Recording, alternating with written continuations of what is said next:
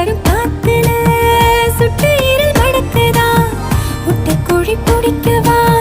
முறைப்படி சமைக்கவா எலும்புக கடிக்கையில் என்ன கொஞ்சம் நினைக்கவா மஞ்சோறு ருசிக்கவா